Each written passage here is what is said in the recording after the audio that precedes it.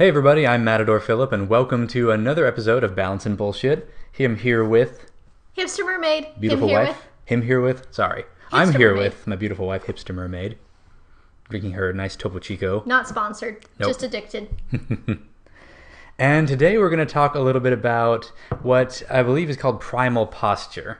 And that's a bit of an interesting subject because I'm not trying to plug for any specific person. I just came across several articles on this a while ago and was really interested in it. And then I came across more articles on it a little bit more recently, kind of revisiting the topic. So I thought I'd talk about it. And basically, this is something that we don't think about too much now. Like you don't hear many people talking about proper posture anymore. It's not something that's put out outside of like an office environment. They say like, here's how you need to sit. Or here's like a desk to alleviate your bad posture. Here's an orthopedic chair to help you out with an ergonomic chair. Thank you. To help you out with your poor posture at your workstation, which is good, but we need to think about that in a little more broad sense. And I had a realization about that a while ago, like about a year ago, actually, I think it was, that I realized that I'd been standing, sitting, running, and walking incorrectly. Like I'd been doing it entirely wrong. And I'd been hearing that before, but I didn't know what to do about it because, like, you even mentioned that briefly. Yeah, I mean, there's no real way to quantify it. Like, it's not like he slouched ever. He didn't have, like, bad posture, because then it would be very clear, like, you just need to straighten up or whatever. But, like, I don't know, it was something weird in the way that he walked, that his gait was just very unique. Mm-hmm. And people would, like, I could see him coming from, like, before I even could figure out if he was male or female from that distance, I knew it was him. Oh yeah, people told me that all the time. Walked. Like I heard it from so many people saying like you have such a distinct walk, or that was a polite way of putting it. A lot of people are like, you walk funny. You have a weird walk. Your sister told you that a lot. Like you have a weird walk. And at first I thought it was just her like poking fun at me because she's my sister. But then like person after person was like, I can pick you out from a really long way away because of the way that you walk. You just walk different. And I was like, but how do I walk different? Like, help me. How do I walk differently? Tell me what I'm doing wrong. But it's weird. No one can say because they're like, I don't know. It just looks weird. And go ahead. But I heard that a lot. People would just say, I don't know what's different about the way you walk or the way you stand or especially the way that I ran. Mm-hmm. I used to run a lot in college because there's nothing better to do when you're in college in Abilene, Texas. It was very stiff. Yeah, it was really stiff. That was a good way of people putting it. And so it turned out that I was basically just using my hips entirely wrong. But by entirely wrong, I mean not at all. I wasn't using my hips. And that's a weird thing, like especially in guys, like in men in particular, there's this idea that if you walk with your hips, then that's a feminine way to walk. And therefore you shouldn't do that. So once I noticed that, I started looking around and I see a bunch of dudes just like straight up and just like their legs are kind of moving, but their hips aren't moving up and down. It looks so weird. Well, it's not that they're moving up and down. They're not moving back and forth or up and down. Mm-hmm. Like your hips really should like locomotion. Like that's how your hips should move. Mm-hmm. But dudes like the butt should be a tiltin'. It should, and it doesn't have to be super dramatic. In fact, go ahead. You're going to talk about that, I'm sure. So I realized, like, once I started figuring that out and started, like, looking up stuff, like, after I found these articles in particular, and then I started looking up how walking should theoretically feel and how I should have an awareness of my hips when I'm walking, I just started allowing them to move up and down a little bit more. And then they were really sore for about a month because they'd never been used that way before. Like the muscles had not been engaged properly. And the joints were stiff. Yeah, the joints were really stiff. And now it's a lot better. But you remember, like I was constantly saying, like, wow, my hips are really sore. I can tell that I'm walking more properly now because I can actually feel it where I should be feeling it. And you were also saying the first like week that you were deliberately try. Oh yeah, I had to think about it. To use your hips. And you were telling me like that you were feeling like you were being, like you felt like the movement was super dramatic. Mm-hmm. Like even though like I was watching you and it looked normal. I couldn't even tell much of a difference. But like I was so unused to it that it felt like I was like sashaying and shimmying my hips back and forth and walking like this. And I was like, I feel like I'm just like wagging your butt, swinging my hips around. So I felt really weird. But then after like, and I even like saw it on video saying like, okay, it doesn't look much different. It just looks less weird now. Mm-hmm. And I also realized, like, I was just like engaging my legs wrong. Like I was walking with the front of my legs, pulling my legs forward, as opposed to walking with the back of my legs and pushing my legs forward. So little things like that. But anyway, I'm getting a little off subject now. Okay, sorry. As far as the rest of posture goes, I started that was when I started really looking up a little bit more about that in general, saying like, well, what else have I been doing wrong? Because I mean, that's one of those things that like you kind of learn to walk on your own. You don't tell a little 2-year-old kid what specific muscles to engage when walking. You don't say like, oh, you want to walk with your hamstrings and not your quads. Because they'll be like, the heck are you talking about, Mom? I don't know what that is. Plus, they kind of figure it out. Yeah, like you just kind of figure out how to walk. And so if you're walking incorrectly, people don't really know how to tell you. And then so I'm sure there's a lot of people who are walking improperly. And when I say improperly, I mean in the method that isn't best for you, in a way that will lead to health problems down the road because you're not using your body in the right way. So I looked up a lot of things about posture in particular because I knew I'd been doing that wrong. And I came across some writings by someone named Esther Gokhale. I don't know how to say that last name. That's probably not right. But she developed some really interesting theories on back and shoulder pain, which is another thing that I've had a huge problem with for almost pretty much ever since I turned 16. Like just very chronic pain in my shoulders and kind of in my mid-back.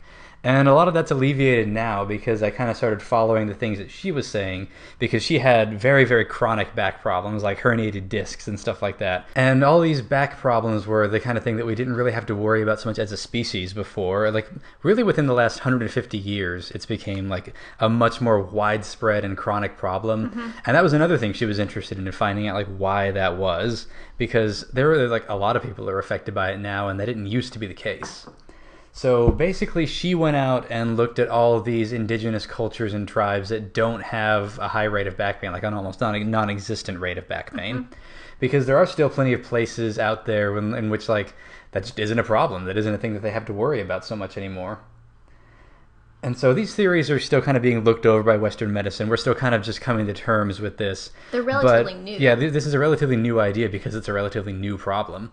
But I have seen a couple of articles recently talking about how the way that our spines are shaped has kind of changed over the last 100 years or so. And I'll get to that in just a second.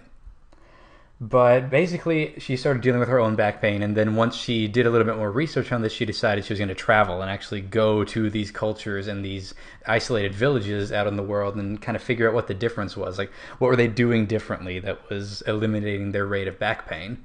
So she went to, let's see... Or preventing it altogether. Yeah, it was preventing their back pain. And more importantly, what were we doing wrong? What were they doing that we stopped doing? So she went to villages in like Ecuador, Portugal, and Africa. Basically, like she went to a lot of places that were so remote and isolated that she was the first white person that a lot of the kids there had ever seen. So places that like very isolated from the rest of the world, like very much so life goes on there the way that it has for the past like few centuries. And so a lot of these people she observed, like according to the traditional wisdom, should have had back pain. Like she mentions like an area in which she saw a bunch of women who spend like 9 hours a day down picking water chestnuts, like bent over at the waist, just down in the water and picking out water chestnuts, or like weaving baskets for 6 hours a day, something where you're hunched over, which you'd think would give you a lot of back pain by the time you're 75. And so, but that wasn't the case at all. There was almost no back pain there. And she noticed that their posture was very different than Americans. It was an almost regal-looking posture. Like it looked a little bit out of place. Like their backs looked a little straighter. And so basically she's realized that, and she did even more research and went all over the world trying to confirm this, that the way that our spine should be shaped is not an S-curve, which is the way that we currently believe that they should be, or the way that we're like used to them being shaped.